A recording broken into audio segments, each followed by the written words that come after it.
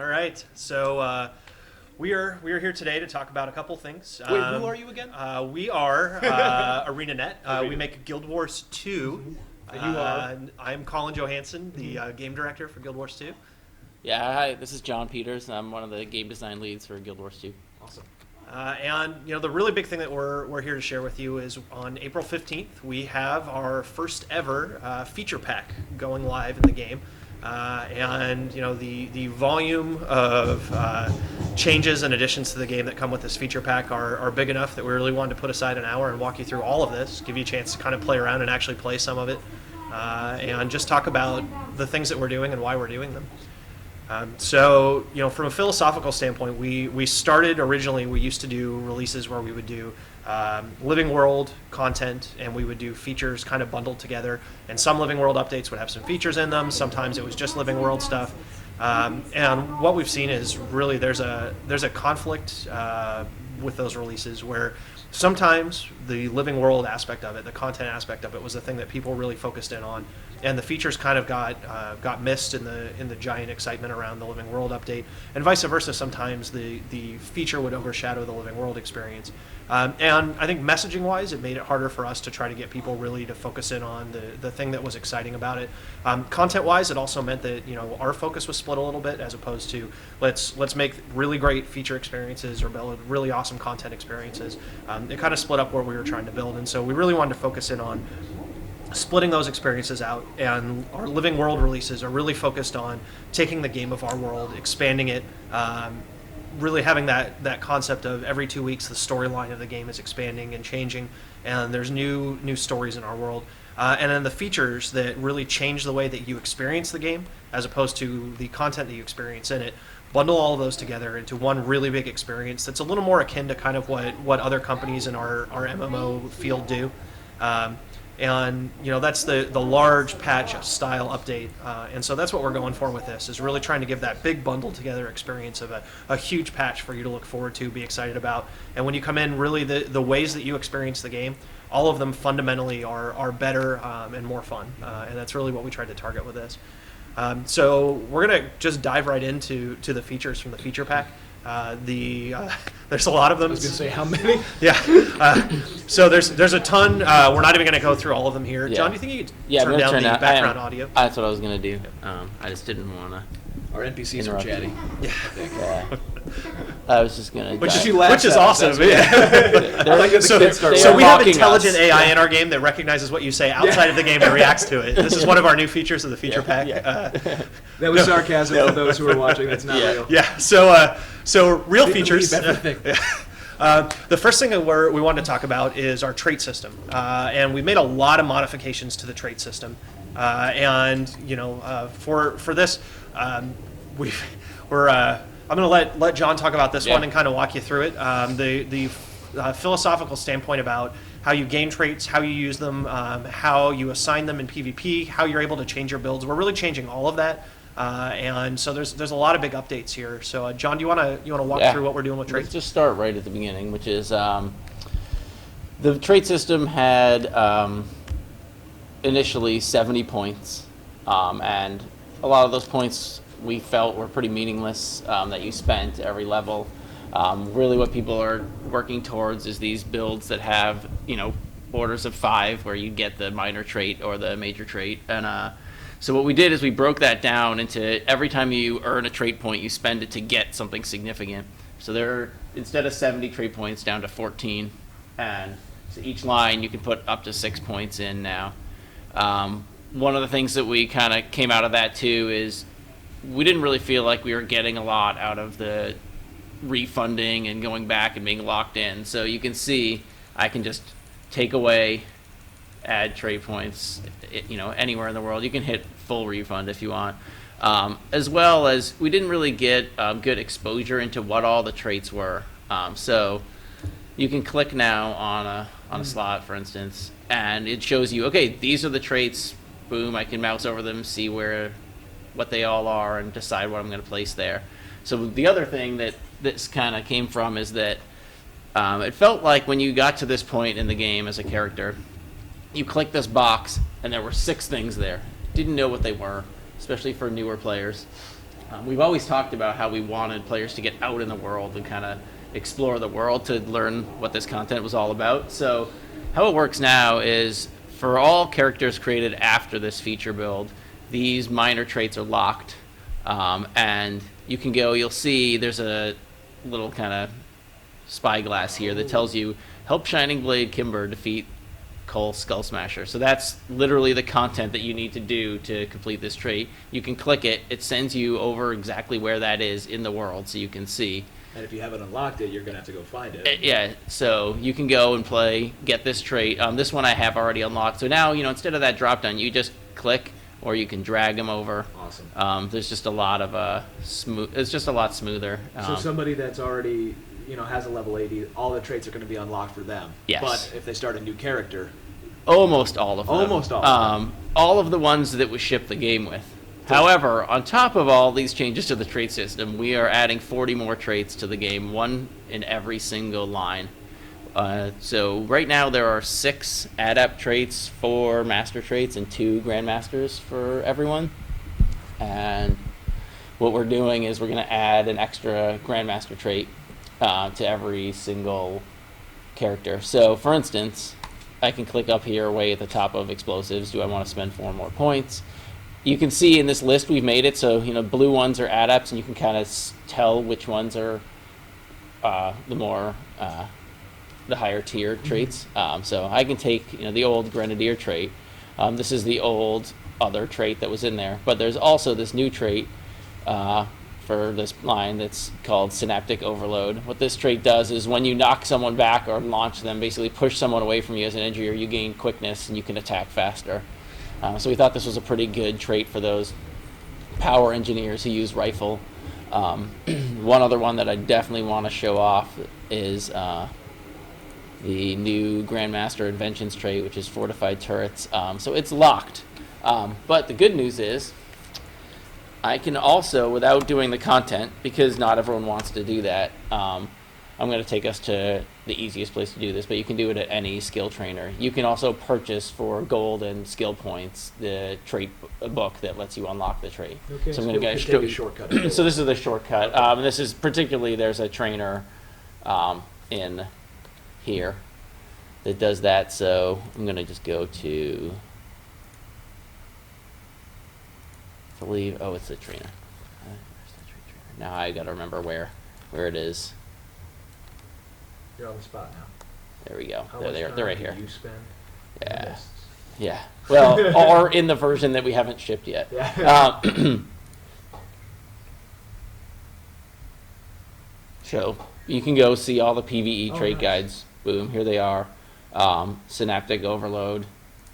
I can go ahead, purchase this. But what I'm going to do is not firearms, inventions, fortified turrets, buy.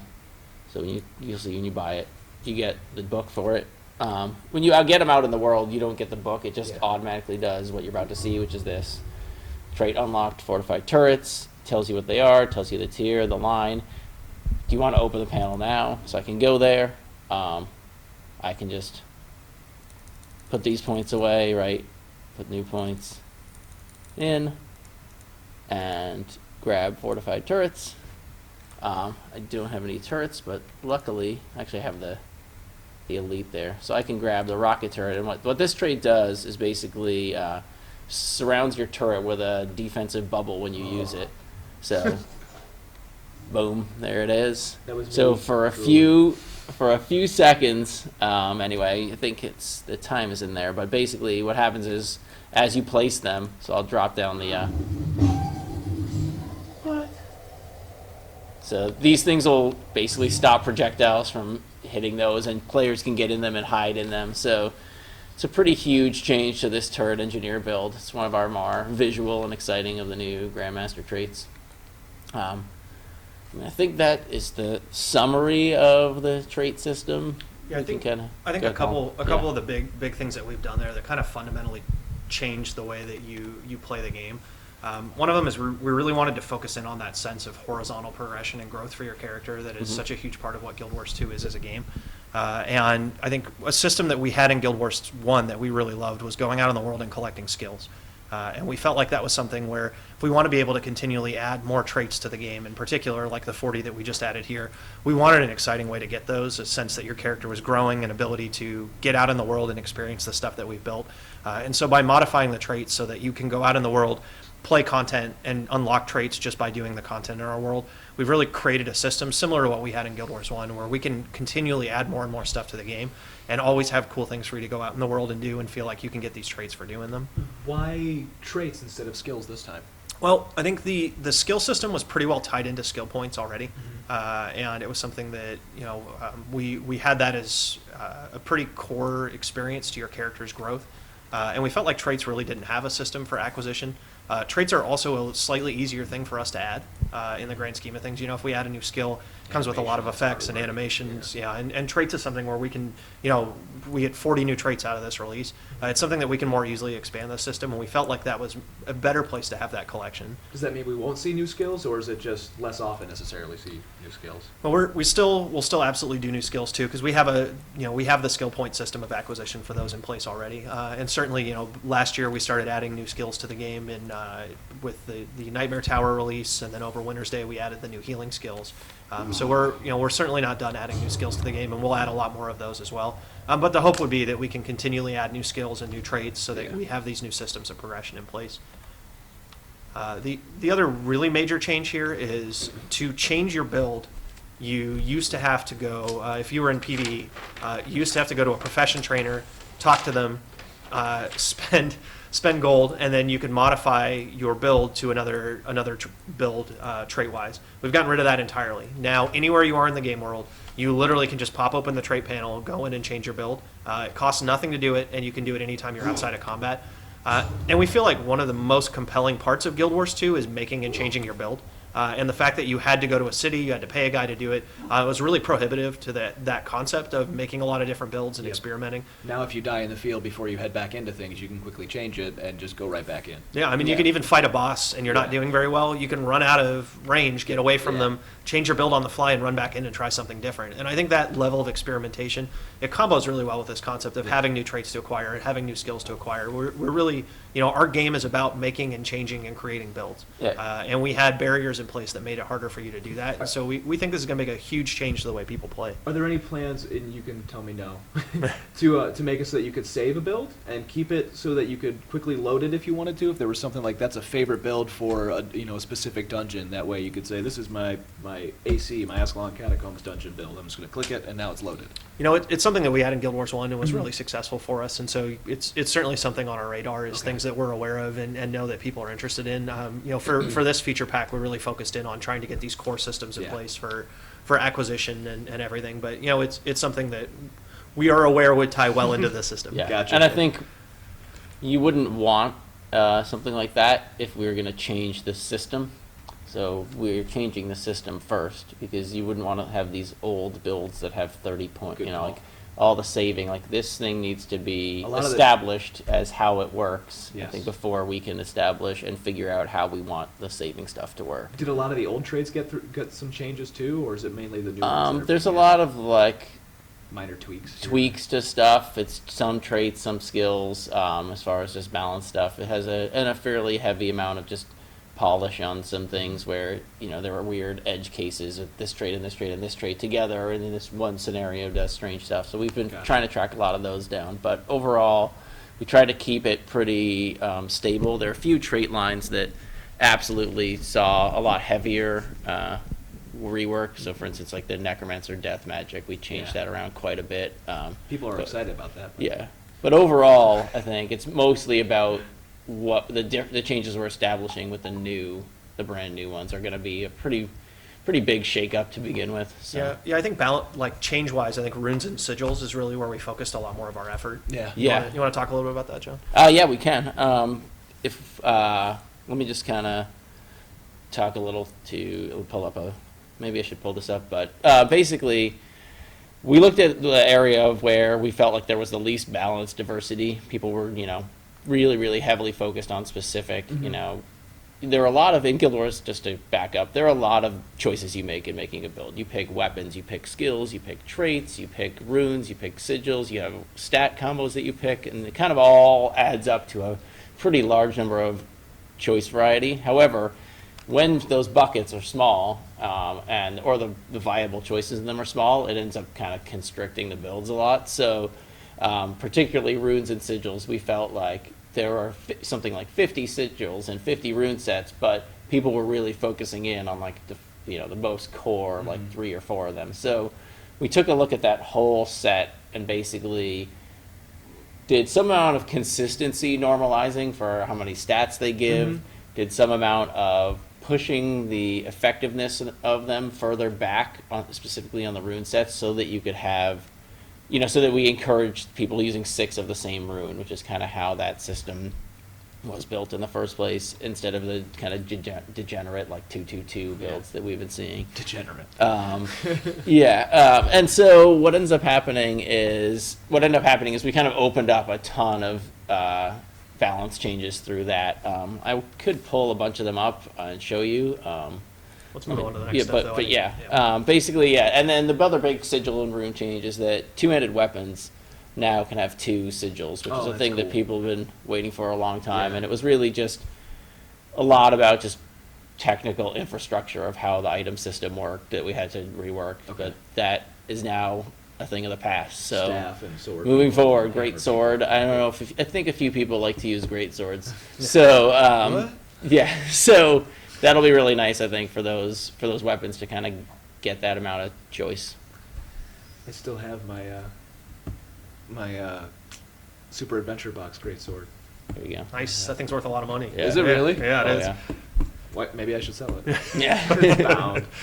I could take the skin off. Well, that transitions well into something we're going to show you in a little bit. Oh, that's right! I forgot the costume thing. Sorry, I just geeked out a little. No Yeah. worries. What's Do next? you Should we want go into that now? Yeah, I think we sure. should. Do you want to trade spots? Next. We'll- Yeah. Colin's gonna drive for a little bit. So behind the scenes, we're walking around behind the camera. They're frolicking. There's frolicking going on. Yeah. All right. So we just talked a little bit about the sense of progression and building your character for gathering traits in our game. And another really key place for that is in the skins that you collect in our game. That's a huge part of your character's progression and growth. And so we've really tried to change around that paradigm by giving you a place where you can actually collect all the skins in the game and see them and apply them to all the characters that you create. So every skin in the game becomes a true reward, right? You don't have to fill your inventory with a bunch of them and constantly swap.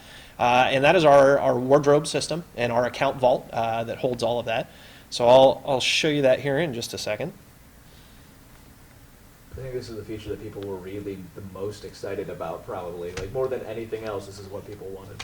I know I do. I have so many skins that are spread across like 13 characters. It's amazing, when we first hooked this up, the volume of skins in the game and the different looks that you can get. I think we didn't even realize how much stuff that we had actually put out there. It's incredible, the amount of stuff that once this goes out, that people are going to be able to go out in the world and do and get all these unique skins from. And they can fight in town clothes now, right? They can. So we've retired the concept of town clothes entirely. I'll show you here. This is the effectively the new tabs that you're going to see that replace the old hero tab for equipment stuff. So now you select to be in equipment mode, and here you can drag different equipment in and equip it.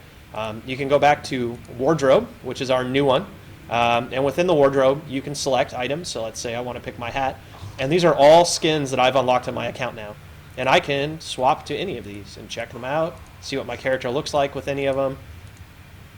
And for the low cost of a transmutation charge, I can apply it. And now I look that way. And it's that simple. And I can go and I can say, let's look at all the shoulders I've got. And are there still 2 different kinds of transmutation gems, or is it all unified? There's not. It has all been unified into one. They're no longer items that you have to carry around with you. They're simply here visible on the UI. Like a currency. Yep. And the current charges that your character has, you can trade them in at a Blackline Armorsmith. Okay. They'll convert them into these transmutation charges that you can do they use. still cost the same amount from the Blackline store? They're actually a little bit cheaper for so the price of the old level 80 stones. Yeah. We've lowered the price down a little bit from those. to offset the fact that basically we think you're going to be using them more And you often. get a lot of charges for that price, Uh, as opposed to like 5 or. Yeah, it's similar to how it used to operate. Okay. It's just that we've reduced the price a little bit, Okay. and then you still earn these for doing content in the Gotcha. world. So if you do map complete, you can get charges from your dailies and monthlies. There's a chance that you can get charges. All the content that used to give transmutation stones, all of those give charges now or have a chance to give Okay. charges. So there's still plenty of ways to get them out in the world. You also can just go earn gold and buy. spend gold to buy gems, and then get as many charges as you want. So there's a pretty wild one. You can basically just play with everything that you've got in here and change it all around. So to give an idea of, there's the handy dandy die tab. Which is now universal. Yep. And we can select this. And yeah, dies are now account wide as well, which is a huge change. Just like all those skins that I have unlocked, as soon as I get a skin on any of my characters, it unlocks for every character that I'll ever have. And that's a big part of the changes that we made to a lot of the systems, is focusing a little bit more on making your account feel cool and unlocks for your account. And the character progression choices that we made are really focusing in on the skills and ability of your characters. Earning traits, earning skills, that's what your character should be about, and the progression of your character. Things like skins unlocking and dies and all of that, we felt like those are systems that are more appropriate to your actual account of your character. And so we really tried to focus that back in on making it feel like you're building up the account overall. So now if I have like a human cultural armor piece, can I use it on another race? So the cultural stuff is still restricted by Okay. race. Those are arted so that they really only work on those races. Will it like be blocked out, or will I just not even see it in the wardrobe for like if I go to my human to my char, I just won't see it on the char's wardrobe, or I can't remember if you can see it or if it just says you can't use it. It's one of the two. That's cool, though. Yeah, At offhand, least there's you so know. much stuff in here I can't keep Yeah. track of all of it. Yeah. But yeah, it's very clear if Okay. you can use it or not. So you'll notice, you asked about outfits. So Yes. you'll notice outfits is its own tab now in the wardrobe. And there's an additional selection here for outfits. And if you have an outfit, you can actually select it. And this is, some of our town clothes have been turned into these outfits now. Okay. They override the look of all of your armor at once. And you can actually fight in combat wearing World one of those versus World outfits. too? You can put it on anywhere So and run cool. around and wear your outfit. So funny. Those are large town clothes sets.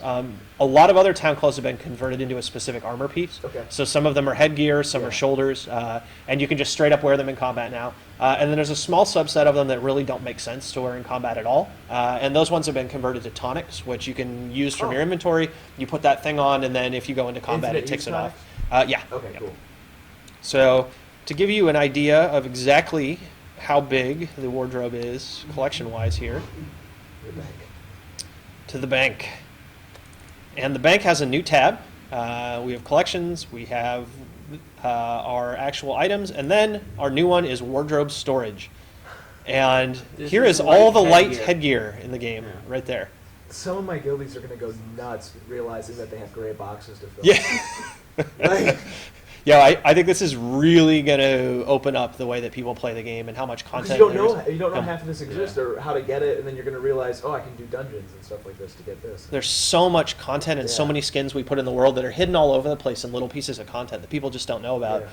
Just making this visible, it's nuts. I mean, here's like every medium armor thing in the game, and so So you're still restricted to your armor class too. You won't be able to wear. Okay. correct. But if you That's get there's a lot of skins that are across Yeah. the three, and if you unlock one of those, it'll unlock across the Okay. three. So if you things like the fused gauntlets Yeah. from the Living World experience, if you've got one of those, you'll get that skin That's on all awesome. three. It's only on my one character. I'm using it already. Yeah, so that's the Like- swords, right? I guess Colin Yeah, that was looking the at 'em. swords. Yeah, here's hammers, 88 Long bow. hammers.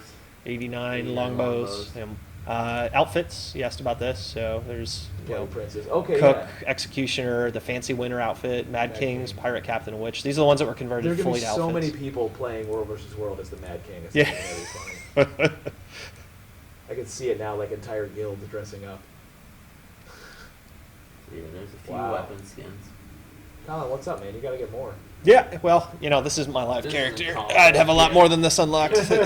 But yeah, this is the wardrobe system. As part of this, another change that we made is we modified the WXP system, which is what gives you World versus World abilities. Yeah. And you can see that's here. And all of these World versus World abilities now are account-wide as well. The total number of points that you get are account-wide.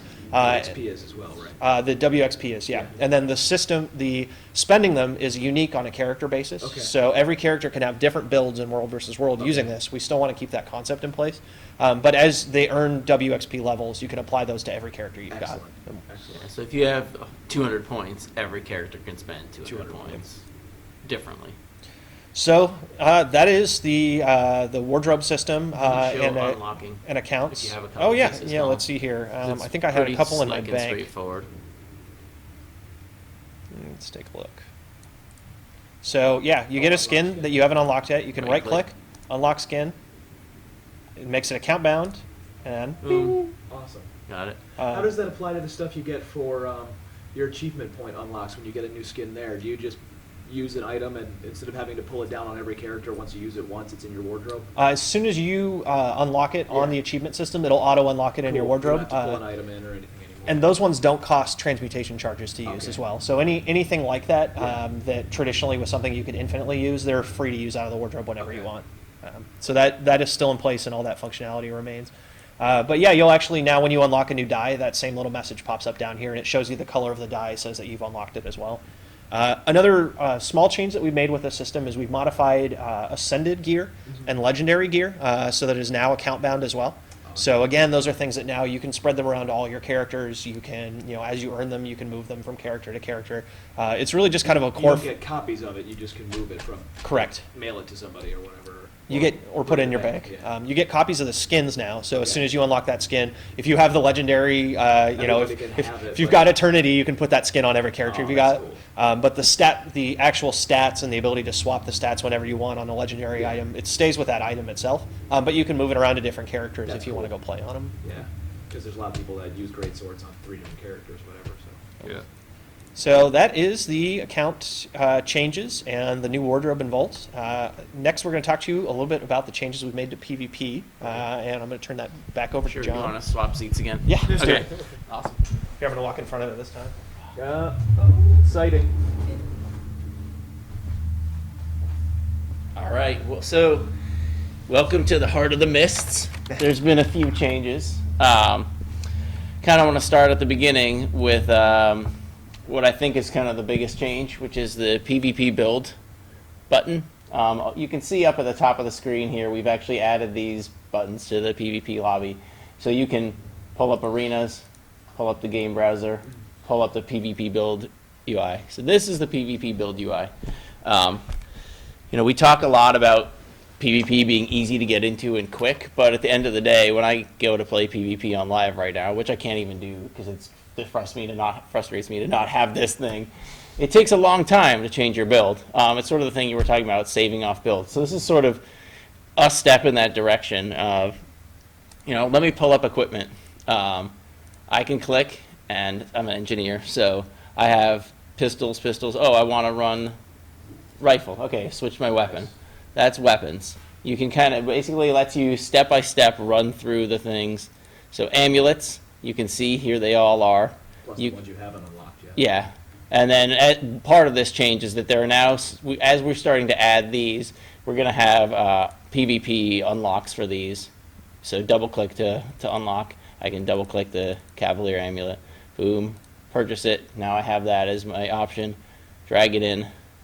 And that's an account unlock. And that's an account unlock, yeah. And just PvP players are earning experience now. PvP players are earning gold now. And so it just felt like to keep the option shock of like just continually, because we want to continue to add to the amulets, to the runes, to the Yeah. sigils, and to keep that option shock from just exploding for new players, we decided we have a core set. It's a big set. We're going to leave those unlocked for everyone, and that we're going to have this new, That you can add to with patches. the new one that we can add to. And so, So we've no adding more these two, PvP but locker. That's all Yes. right. That has all been written. so the PvP locker, all the skins that people got from that, they can use in wardrobe, Awesome. first of all. So that's to kind of tie back into what Colin was saying. And then on top of that, this thing, just, 2 minutes to make a build. I'm like, all right, I'm going to go Berserker. So I probably want to go rifle, so weapons. I'm going to pick my rifle, got it. Each of these things has filters, so you can sort by category too. So for example, now I'm going to go to runes. You'll see like, oh, well, since I went Berserker, I'm going to look at power runes. So here's all the runes that use power. like Scholar. So everyone, I think, remembers buying 6 of these and then double clicking and then clicking on the item. It's like, or you can now do this. Okay, now I have Runes of the Scholar. Like that's that half of the build. Sigils, as you can see, 2-handed weapon, 2 sigils. I want to get my chance on crit, and you can see we've actually added some chance on hit sigils on weapon swap. So, since I'm Berserker, I want to get my on crit, and I can sigil of fire. You can double click them, right, or you can drag them in. I also want, let's say, as you can see, there's some of the new ones. This is generosity. So some of the passive ones. I want force and fire. Boom, got them both. I'm actually basically done with this half of my PvP build now. It's been a minute. I can go to the trait panel, which is also here, to pick trait lines. Clearly, like, I wanted to go here, so I'm going to refund. I'm going power. I'm going grenades. And, you quickly pick out your skills, pick out your traits. Boom, boom. I'm done. Like, made a PvP build. I want to switch it. I just pull up the PvP build thing again, go back and pick my items, quickly switch over, pick my traits and skills, done. No Like walking, it just no running. all no over the running, place. no running back like to the guys that were over here and then running over here, and also just the amount of just inventory management that was just kind of unacceptable. One of the nice things too is there is still a guy, the weapons guy is still here. You can use him to purchase. Sorry, I'm so used to still hitting the H, but just panel. You can use him to purchase equipment. So when I go to weapons, you can see I have nothing here, or I do have stuff, but there are some core, like if you don't ever have one copy of this weapon, you can go to this guy and get the like very, very basic PvP weapon. So just so you can still, if I used a torch. And how would you currently unlock the better versions of those weapons now? Same way as before, or same way as everyone else does, right? Getting skins. Yeah.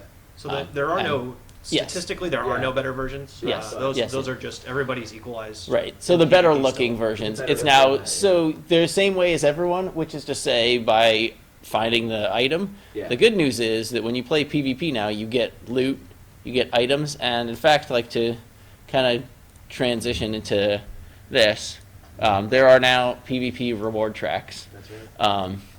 So you can see this is the reward track I'm currently on. It tells me what I'm going to get when I reach these different tiers of this track. You fill this up by playing PvP games. And at the end, you get a bunch of awesome stuff. Actually, all along the way, you get a bunch of awesome stuff. And these kind of show you can sort them, and I can say, like, okay, I'm actually activating this one, so that now when I'm playing, I'm going to level up this one. So you can kind of pick which one is your current active So if one. they want to do the dungeon track, then if you can do whatever you want and unlock stuff from that dungeon, Correct. that's it. Yeah. Done. So Yep. all the skins are global now. You just get them. Your character gets Yeah, everything. sort of just- Whatever game mode you want to play, however you want to get it, you can come here and get all this. Yeah. And that reward track John's got selected, that one is actually a unique PvP only Yes. backpack that we're adding now. And because these systems now tie back into the entire game and you can earn rewards that count for your character no matter what, And let's we can talk- start adding more like that. Let's talk about the timer too. So you have 3 days, 17 hours, and 23 minutes right now to work on that reward track. Correct? Like if that's and when that changes, what happens? I know you've explained it before, but how does the timer work on the reward tracks? So I'm not going to get into the details of it because, like Colin said, there's a million things, and this is a thing that I don't know enough about to tell you like, everything about it. But let's just the way the dungeon ones work, as I recall, I probably won't even say what I think it is because if I say it and it's not right, then There's like a dungeon of the week or something like Every that. 2 weeks, yeah, it every rotates 2 between weeks. a That's different what, dungeon. yeah. Okay. And then Okay, if you so actually, it is what I was going to say. if you but play the dungeon in PvE, it'll permanently unlock it for you. Okay. And you just play it once, it means that you unlock that capacity. Right. But otherwise you you just have rotate the them. one that's- Otherwise, you have to wait till it rotates. Yeah. That's cool though. So I can activate this one. I can go play. So that's pretty big. Just PvP rewards. Yep. Yep. PvP rewards being the same as PvE rewards. Playing PvP earns you PvE rewards. You don't feel like you're wasting your PvE time by going to play PvP. So think we're going to see a lot of just people trying it out and enjoying it. And there's a lot to enjoy. And there's still people that are so intimidated by World versus World and they don't realize that they could just come do this. If they Right, do and it's so easy to just go in, pick up, like we Yeah. made this new build maker, just make a build and go into a game. start You can fighting. see the game browser. Yeah. So, for instance, one more thing Tiger for Boat. PvP is we are going to join a game right now. Okay. If you want to play, you're welcome to, Bill. No, you go ahead. I don't want to embarrass myself, but You get paid to. yeah. So there's a new PvP map called Courtyard. Actually, I'm just gonna quickly spectate for a second now. We got some people in the office playing. And killing you immediately. This is so I'm in spectator you're mode right now, spectator. watching them. This is a new, just straight up deathmatch map. You can see in the bottom corner there the map for it. It's basically 2 teams. There's a bunch of here, I'll grab one of these points so you can see. There's a ton of flanking, ton of places to hide and cover, and it's basically just scoring points for kills, deathmatch. I can go in and, let's say, I'm joining the blue team, they're winning. So I can go in, join the blue team. Here it is. There's like, a person on the run, This chasing is down. straight up This is fighting just straight up deathmatch. We just felt like it'd be nice to just kind of let people get a feel for this. Just really, really easy. Don't have to really know what you're doing. Just get into the game, look for red dots, and kill them. And I think that's pretty important for us to just kind of start to establish. Oh, there you go. Start to establish some new. I'm gonna now not be able to talk because I'm getting killed. But just start to establish new game types that people can start to get a feel for. What we're trying to do with PvP. That we're not trying to just always support a single game type. We just are trying to keep things more fresh than they have been. So this is kind of And these are probably quicker matches too. Yeah. Is the point straight up to 500 again still though? Yes, these still go to 500. They can be quicker, they can be slower. Depends on how people How are you set it playing. up, There's yeah. a lot of and Can you make it These part of are- the regular rotation for these are not part of the tournament rotation Okay. right now. That's Colin was just about to say it, but I'm going to beat him to the punch. Which is these are just custom arena. This is a custom arena map only right now. Okay. So people could run a deathmatch tournament. They'll have to have a custom arena. In fact, many people are. We actually added this as a direct result of a request from our players who've Right. been running a ton of deathmatch tournaments, and they've been kind of modifying our maps to pull it off and trying to kind of fake the rules. And we figured let's just give them a map straight up that does that, so they can Yeah. easily play those types of games. So this is it. This is the courtyard map. I'll load up one more time.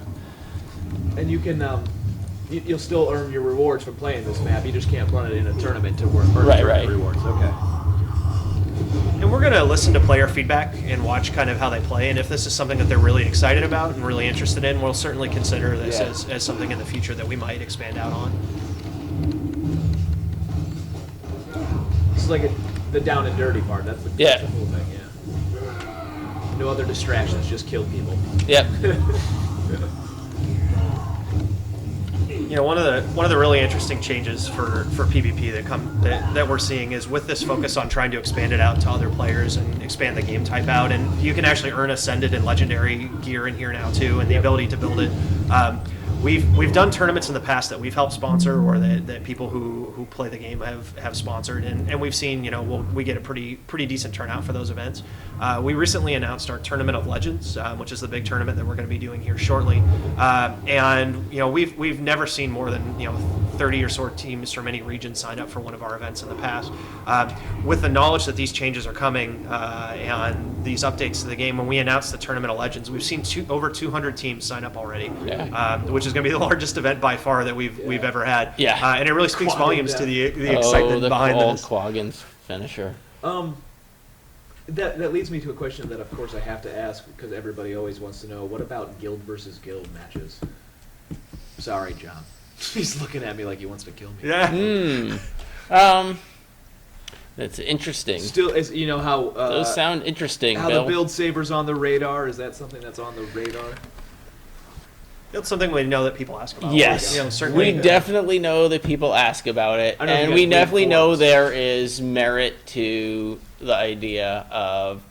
I don't want to specifically say, Guild Lord and Flag Stand GVG. I don't think that's the thing that is specifically what people are driving for. They're driving for my guild can make a team and play as a team, and our team goes up and down a ladder. That's, I think, what people are talking about when they talk about guild battles. And we know that that's compelling. How does that sound? That's fine for me. All right. It's on film. Yeah. Awesome. So yeah. So you're dead. Yeah. So I'm dead again. I think they switched away from me. They're 3-on-2. They're like, This guy's hey. bringing our team down. We should go. So one of our PvP designers is on the team with me, but I got to find him because this is one of the things about deathmatch. Like I'm by myself right now. See him dead over there, and I'm gonna kind of stay back and make sure I don't get. Well done.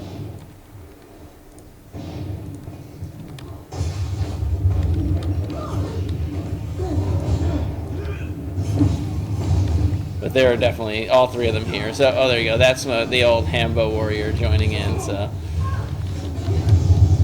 there you go.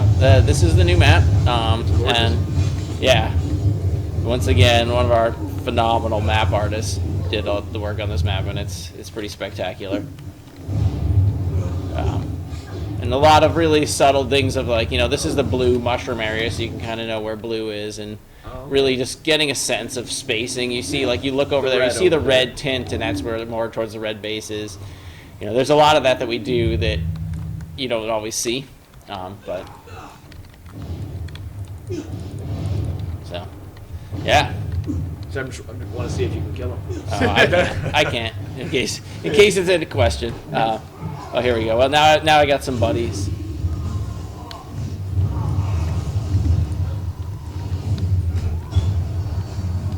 I like the tutorial that popped up. Hey, you've got. Yeah, you have a condition on you. Yeah, this is a new account, right? So, all right, we're back up. Let's see what we can do.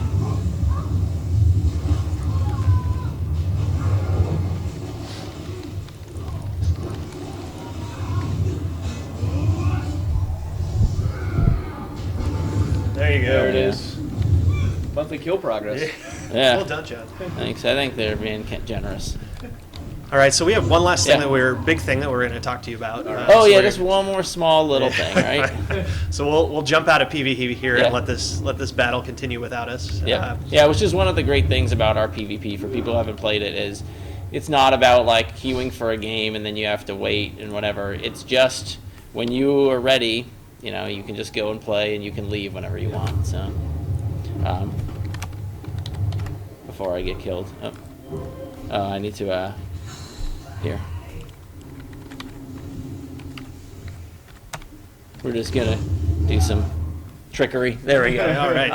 All right. Yeah. So the last major component, and there's a lot in this feature pack that we're not covering today, but the last really big change that we're making is we're modifying the way that our server architecture works, and we're going from the sort of traditional world-based structure that we launch with to a mega server architecture for the way that our servers function together. Basically, the concept behind this is a sorting system that finds players that have similar interests with you and tries to group you with them. And it tries to keep as many people playing together as possible at all times. The greatest thing about the world system, and the reason that we chose to go with that system initially, is it means that you see the same players over and over again. The downside to that is if you're not playing during peak hours, or if you're on a world, and we have a couple worlds that aren't as full as some of our more full worlds, you may not see players all the time in some of our maps. There are certainly certain parts of our world that, it's a huge world, and there are places that you go that you don't see people all the time. Yeah. The thing that we're doing with this is basically this groups populations together based on this content that they're trying to do, and then if there's multiple versions of that map and a lot of people doing it, it'll actually group people then based on shared interests and getting to see the same people over and over again. And the system actually increases the odds that you'll see the same players more so than even the world system did, which is one of the really exciting things about it. It really kind of gives that feeling of launch day all over again every day when you're playing. So you're always seeing other people around you. You're always going to be running into more people in our world. And I think that Guild Wars 2 as a whole is the rare MMO that seeing another player is a good thing. They can't steal your kills. They can't ruin your experience. They can res you. They can help you kill stuff faster. They make content more fun. And the Mega server system really embraces that and gives that concept a lot of support. Is here's our giant world. Wherever you go in this world, you're going to run into other players and you're going to have a better experience because our game is built on the foundation of making it about playing with other people and making that more fun.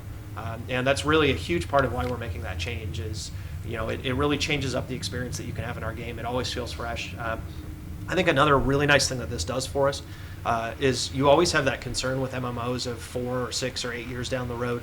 How much can you expand the world? Because inevitably you create sort of these huge dead zones in the wake of your world behind expansion, behind adding out content and adding new maps. And with the mega server system in place, we don't have to be that concerned about adding new maps and new zones to our world. We really can aggressively expand and build out on our world. And we know that there'll always be people for you to play with because we're not separated out between all these different worlds. We don't have to worry about server merges or any of that stuff to get good populations. It's just play with people all the time, and we can make our world bigger. So that's something that is a huge fundamental change to the way that really you're going to experience the game. And we think it's going to be a really big net positive to our players across the board. Would you say this is something you wanted to have in place before you really start to expand to new lands and things like that, new zones? Yeah, I think as we've looked at the decisions we've made for the game, I think we were always we wanted to be very cautious and learn from the lessons that other MMOs had about expanding their world too quickly with a world structure in place. And I think if we could go back in time, we would have shipped the game initially with the mega server system in place. Yeah. Everything that we've seen, everything we've learned as we've been developing it, has showed us it's just a better system. Period for our game. I think a lot of games that may not necessarily be true because somebody else can come along and they can make the experience worse. For us, it is perfect because playing with other people doesn't make your experience worse. It just makes it more fun. And so, it's a huge thing for us and something I think in retrospect we probably would have done from launch if we had thought about it. But certainly is really important for us now and important for us in the places that we want to go in the future. Yeah, I'm really excited to kind of capture that basically every day is launch day feel. Yeah. That this is going to give you where every map, right, there's players playing every map.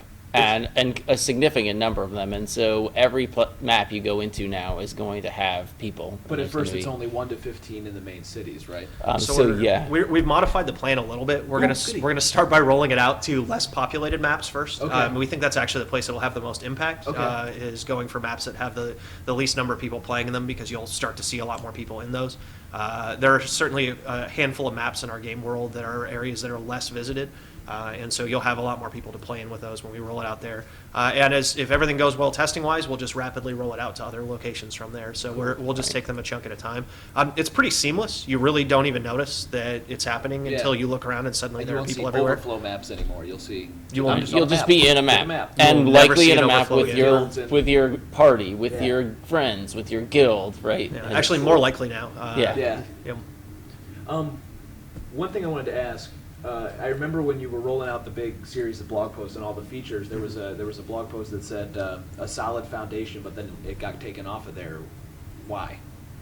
So that one didn't get taken off. Okay. The solid foundation one was actually the PvP. That was the PvP yeah. one. Okay. So that was focusing on. I got confused. That's all. Yeah. The little teaser titles. The PvP side was really focusing on trying to build a solid foundation for PvP to grow from, and we felt like without having core compelling rewards, without having a system that tied back into the rest of the game, that PvP wasn't built on that solid foundation it needed to be truly successful in our game. To be a big part of the rest of it. Right, it's now really a part of the whole, it's not its own game anymore. It's really just part of the game now.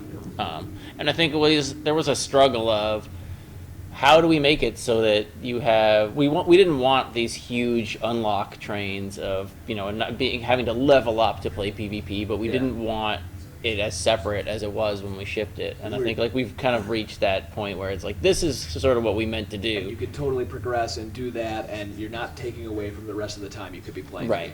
Yeah. And this is sort of, I definitely would say this is what we meant to do with that, and it just took us some time to figure out how that was all going to shake out and which parts of it did and didn't work. And so, one last thing, what comes next? So I think from our perspective, we're really here today to focus on the feature pack and talk about this. The next big thing that comes after that for us, and the thing that we have announced, There's another dragon out there, is right? We're going to talk about season 2 of Living World another time. That will come in the future, and we look forward to syncing with you on how we'll tell you more about that down the road. Really, the next big project for us immediately after this feature pack is China launching, actually. Ooh, yeah. And that is just a few short weeks after we launch the feature pack on the 15th. Our early access starts in China, and a couple weeks after that is launch in China. That is a massive project for us. That is taking the game to the largest PC gaming region in the world. We are effectively relaunching the game all over again, and so for us internally, it's all just like all the madness that happened back when we first launched the game in the first place.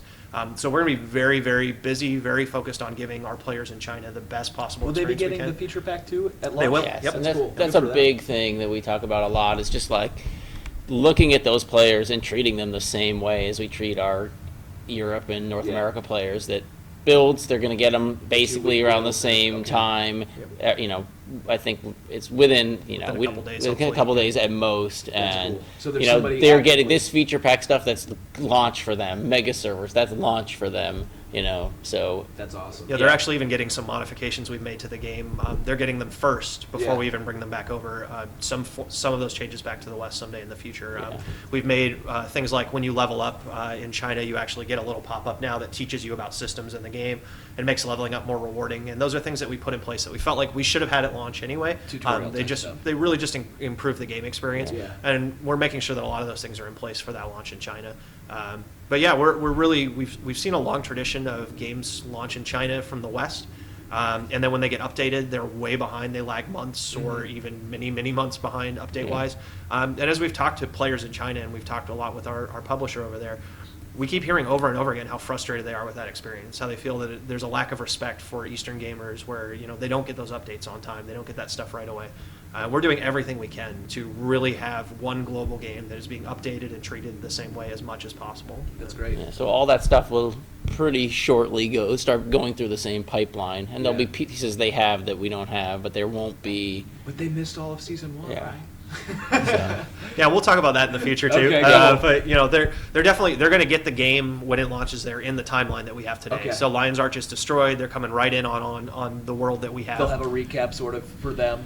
Yeah, we're still we'll go into more detail Okay. on that as All we right. in I the didn't know if it future. was going to spoil anything for us. I'm not going to spoil it for China either. But Yeah, all the Or Living negative World though. stuff we have Yeah. we have lots more to talk about, but that time will come a little bit further down the road. as soon as the But- camera's off. yeah. Uh, Yeah, potentially. We'll see. But yeah, China's the thing that comes immediately next, and then we have some really awesome stuff coming after that as well. Fantastic. Yeah. Awesome. Well, thanks very much, guys. It looks great, and it launches Tuesday, April 15th. Correct. Yeah. Correct. The big Yes. feature pack. I just want the wardrobe. I'm going to play dress up for like hours. Yeah. Thanks, guys. Wave, everybody. Hey. Look at that. Thanks, Hey. Yeah. Thanks a lot. Yeah. Appreciate it. Yeah, Good thanks, luck. Bill. Thank you. Thanks.